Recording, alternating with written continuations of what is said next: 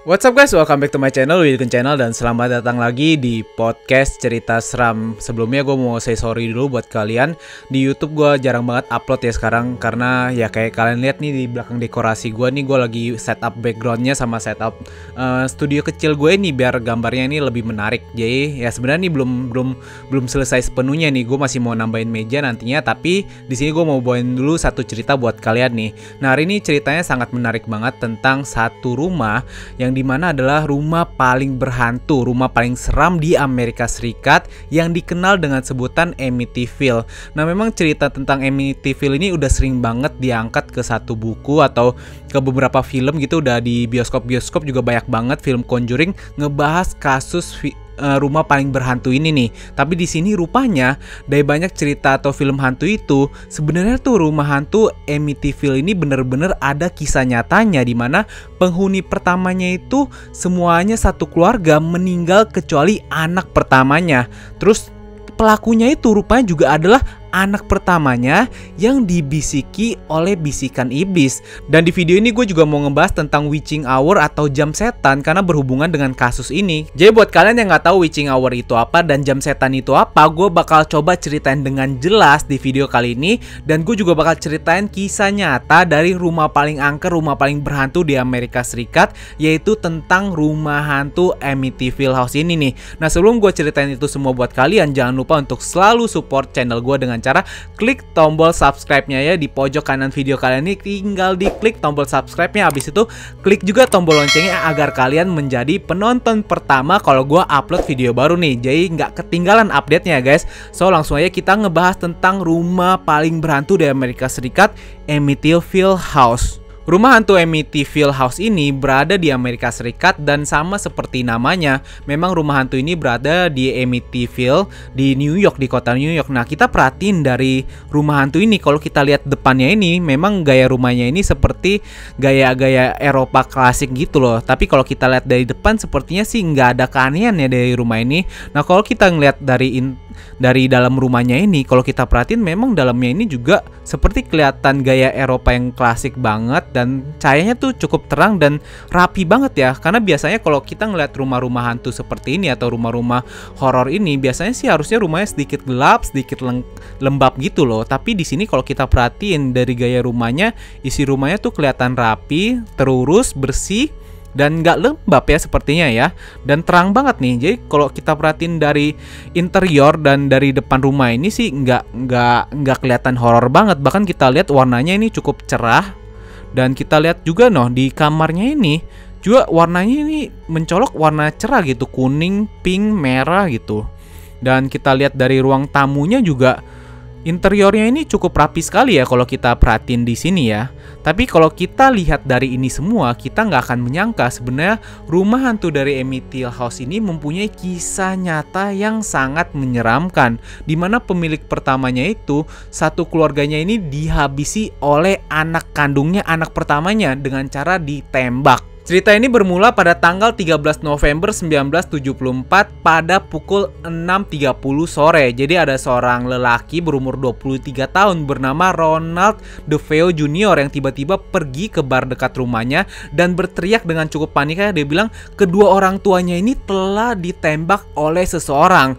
Dan mendengarkan hal ini, seisi bar itu cukup panik dan bertanya, beneran gitu? Dan mereka langsung bareng-bareng pergi ke rumahnya DeFeo ini. Ketika dicek ke rumah DeFeo ini, memang ditemukan kedua orang tuanya ini telah meninggal bersama keempat adiknya. DeFeo ini telah meninggal, telah ditembak oleh seseorang. Nah, melihat hal ini akhirnya salah satu pengunjung bar itu melaporkan hal ini ke aparat kepolisian. Dan ketika aparat kepolisian melihat hal ini juga melihat, oh beneran nih satu keluarganya itu sudah meninggal. Dan setelah melihat hal ini, sebenarnya orang-orang di sekitar rumahnya DeFeo dan orang-orang yang mengenal keluarga DeFeo ini memberikan belasungkawa ke dia gitu, mengucapkan turut berduka cita karena keluarga ini telah meninggal dengan cara yang cukup tragis. Dalam penyelidikan, polisi mengetahui kalau ayah dan ibunya DeFeo ini ditembak ditembak masing-masing 2 kali, sedangkan keempat adik kandung dari DeFeo ini ditembak 1 kali sehingga meninggal. Dan dari penyelidikan lebih lanjut diketahui juga sebenarnya korbannya ini meninggal dalam keadaan tidak melawan dan badannya ini juga terkelungkup gitu. Jadi kayak badan yang mukanya ini menghadap ke bawah kasur. Jadi diperkirakan korbannya ini dihabisi ketika dia itu tidur lelap. Jadi tidak ada perlawanan sama sekali. Nah, keanehan dari kejadian ini sebenarnya polisi melihat dari tingkah laku DeFeo itu. Ketika saat itu kan DeFeo sempat diwawancara beberapa saluran televisi, tapi anehnya dia itu memberikan keterangan yang berubah-ubah. Jadi dia menceritakan kronologi di stasiun televisi satu seperti ini, tiba-tiba di stasiun televisi satu lagi seperti itu. Jadi tidak ada keterangan yang tetap. Melihat gerak-gerik dari DeFeo yang cukup aneh ini, akhirnya polisi menangkap DeFeo dan melihat dia sepertinya pelakunya ini DeFeo ya. Nah, setelah ditangkap 2 hari kemudian dan diinterogasi selama 20 jam, akhirnya Ronald DeFeo Jr. ini mengaku dialah yang menghabisi satu keluarganya itu. Dan ketika ditanya apa latar belakang dia melakukan hal itu, DeFeo mengatakan kepada polisi dia itu mendengarkan bisikan gaib tepat jam 3 dini hari. Jadi bisikan-bisikan ini mengganggu kepalanya untuk melakukan hal itu, dan ketika kejadian itu berlangsung, dia itu tidak bisa berbuat apa-apa lagi. Dia tidak bisa melawan suara-suara yang berada di kepalanya yang berasal dari rumahnya itu. Jadi dia melakukan hal itu dengan cepat dan tidak bisa menolak sama sekali. Ketika ditanya lebih lanjut mengenai sosok yang menyuruh DeFeo ini melakukan aksinya, sebenarnya polisi masih nggak terlalu kepikiran tentang hal-hal yang berbau gaib, karena keterangan pertama dari DeFeo itu mengatakan dia mengaku ada seorang pembunuh bayaran atau pembunuh profesional yang menghabisi nyawa keluarganya itu. Jadi polisi curiga kalau tindakan ini tidak dilakukan sendirian, tidak dilakukan cuma oleh DeFeo itu doang. Tapi setelah ditanya lebih lanjut, DeFeo malah menjelaskan lebih lanjut, di sini ada sosok gaib gitu, sosok yang muncul setiap jam 3 dini hari.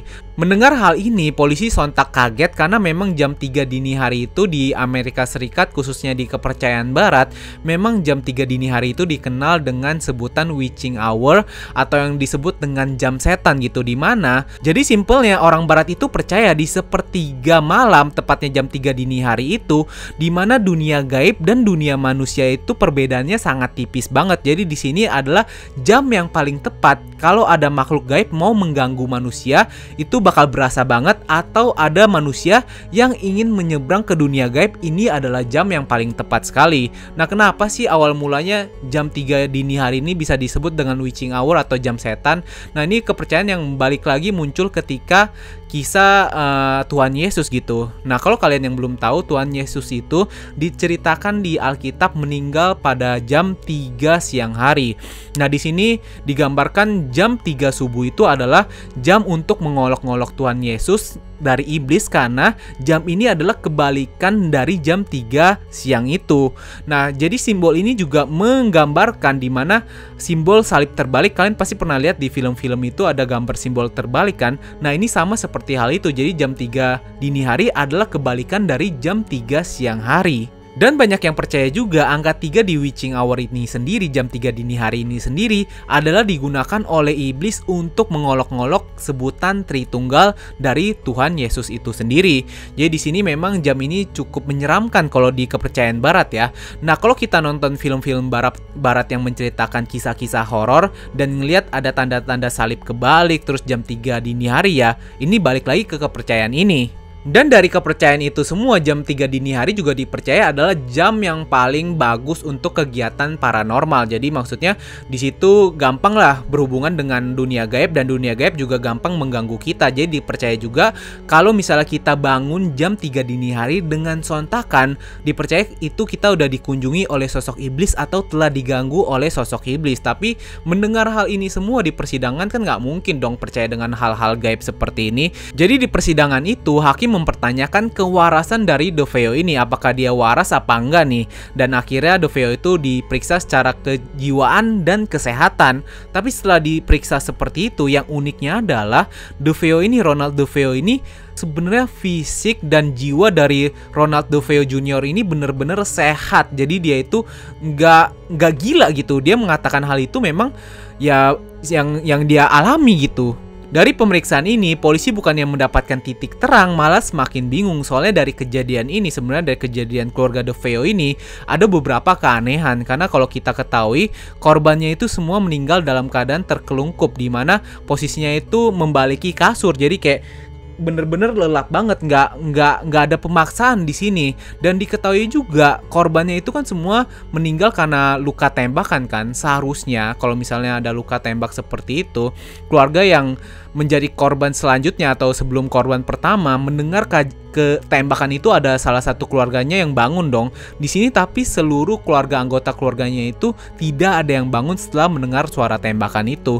Kemudian karena dicurigai Ronald DeFeo ini menggunakan obat penenang atau obat tidur, tapi setelah dicek di TKP dan dicek juga di tubuh korban tidak ditemukan gejala-gejala adanya obat penenang. Dan uniknya lagi, seharusnya kalau misalnya ya udahlah satu keluarga itu tidurnya parah banget nggak bisa kebangun, seharusnya ada dong tetangga yang di dekat rumahnya itu yang mendengar suara tembakan pada malam itu. Tapi anehnya nggak ada yang mendengar suara letupan itu sama sekali. Jadi ini keterangan saksi-saksi tetangganya juga mengatakan tidak ada suara seperti itu.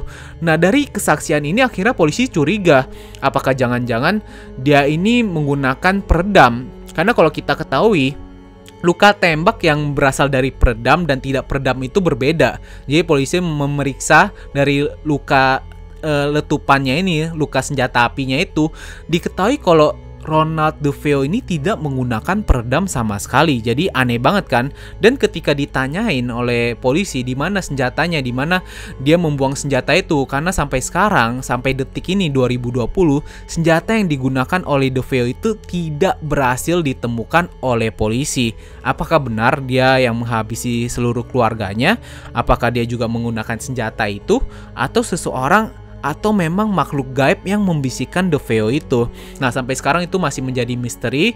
Tapi karena di persidangan tidak bisa mengatakan ini gangguan makhluk gaib, akhirnya DeFeo itu dijatuhi hukuman selama 25 tahun penjara dan sudah bebas pada saat ini. Dan ketika diwawancarai oleh beberapa TV nasional di Amerika Serikat, yang anehnya lagi memang sepertinya sosok DeFeo ini kejiwaannya itu cukup aneh walaupun sudah dikatakan normal ya.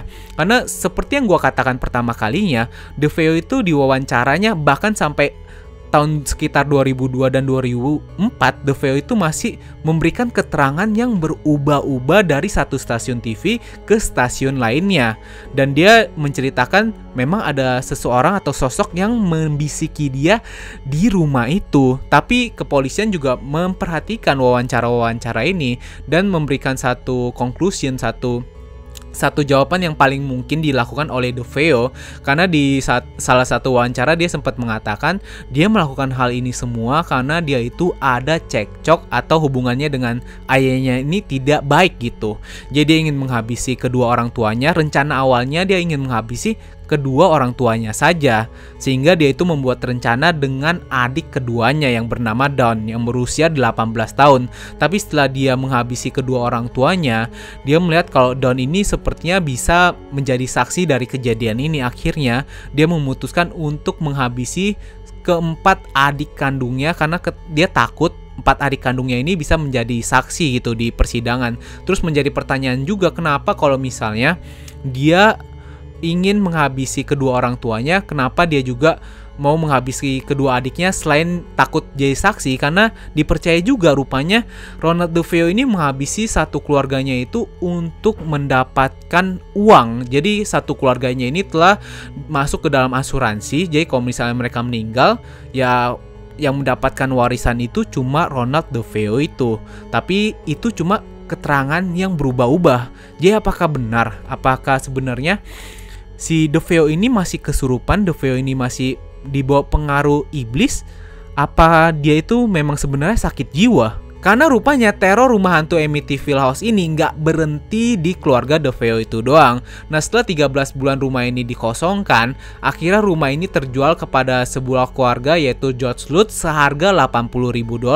Sebenarnya dari awalnya dia sudah keluarga ini udah dibilang nih, ini bekas rumah dari kejadian ini dan sepertinya rumah ini sih ada penunggunya. Tapi pada waktu itu George Lutz tidak mengiyakan atau tidak memperdulikan kejadian ini dan akhirnya tetap mau tinggal di sana.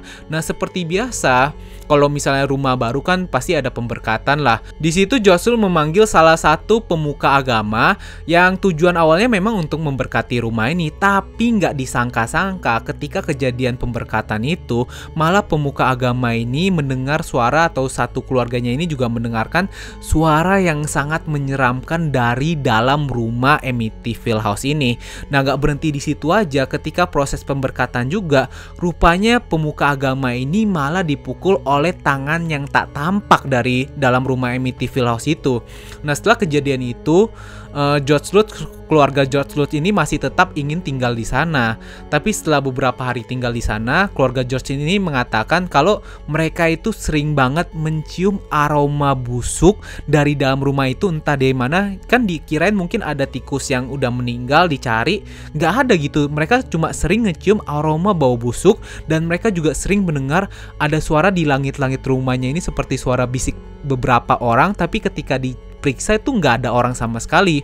Dan tepatnya ketika jam 3 dini hari juga, mereka tuh sering banget ngedenger kalau rumah yang pintu depan rumahnya ini dibanting kenceng, bang gitu kan.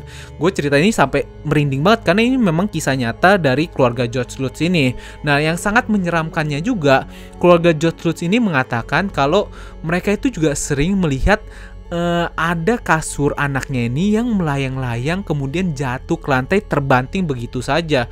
Bahkan kepala keluarga ini, si George Lutz ini juga mengatakan dia sempat melihat istrinya ini berubah menjadi sosok wanita nenek-nenek yang sangat menyeramkan. Jadi kayak pada waktu itu dia melihat kalau istrinya ini sempat kesurupan. Nah, setelah melihat hal itu, anaknya ini juga bahkan pernah menceritakan kepada si George Lutz ini kalau dia itu punya teman khayalan. Nah, ini butuh kalian tahu anaknya ini masih berumur 5 tahun ya. Jadi sebenarnya juga dia sebenarnya ragu ini beneran apa enggak. Tapi kan dia udah ngeliat beberapa penampakan gitu loh. Jadi anaknya itu cerita dia itu punya teman khayalan yang bernama Jody. Di sini teman khayalannya tuh sangat menyeramkan, di mana sosoknya itu seperti anak kecil yang matanya ini merah menyala gitu. Karena mendengarkan hal itu, akhirnya keluarga George Lutz ini memutuskan untuk meninggalkan rumah ini atau kabur dari rumah ini setelah tinggal 28 hari. Jadi setelah 28 hari itu, keluarga ini langsung kabur dari rumah ini, meninggalkan pakaian yang masih ada di lemari dan makanan-makanan yang masih ada di kulkas. Jadi dia pikir keluarga George Lutz ini lebih baik meninggalkan rumah ini daripada hal-hal buruk terjadi ke depannya, karena dia udah ada firasat gitu. Nah, setelah keluarga yang kedua ini, sebenarnya rumah Amityville House ini sempat ditinggali oleh 4 keluarga lainnya, tapi keempat keluarga lainnya itu mengatakan kalau mereka ini sih tinggal di rumah ini nggak ada gangguan sama sekali.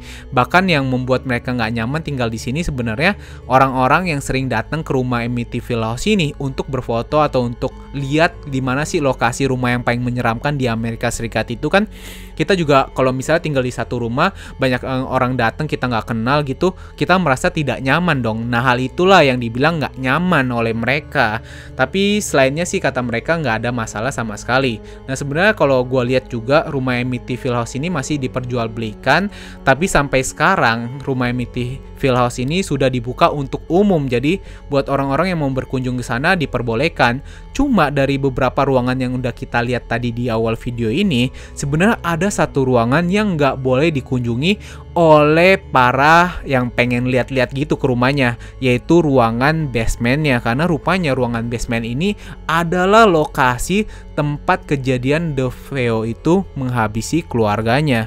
Jadi cukup menyeramkan ya. Di sini gimana? Ada yang berani nggak ke ruangan basement itu? Nah, kalau gua sih sepertinya nggak berani ya, daripada ntar gua ngebuka basement itu tiba-tiba ada sosok yang ngeganggu gua lagi. Nah, jadi gimana nih menurut kalian dari kisah yang udah gue ceritain ke kalian? Menurut kalian apakah benar DeFeo itu menghabisi keluarganya karena ada sosok gaib? Dan kalian sendiri pernah gak sih kebangun gitu dengan sontakan yang kenceng ya? Bukan biasa kayak bangun ngigo gitu, tapi sontakan kenceng jam 3 dini hari. Pernah gak? Kalau pernah coba tinggalin di kolom komentar. Gue pengen tahu cerita kalian kayak gimana. So itu dia guys cerita hari ini. Rumah yang paling seram, rumah yang paling angker di Amerika Serikat, Amityville House. Jadi thank you banget guys yang udah nonton video ini. Terima kasih banget buat kalian yang udah selalu support gue. Jangan lupa juga untuk like dan share video ini supaya semua orang mendapatkan informasi yang bagus juga ya guys. So thank you guys, see you guys in the next video.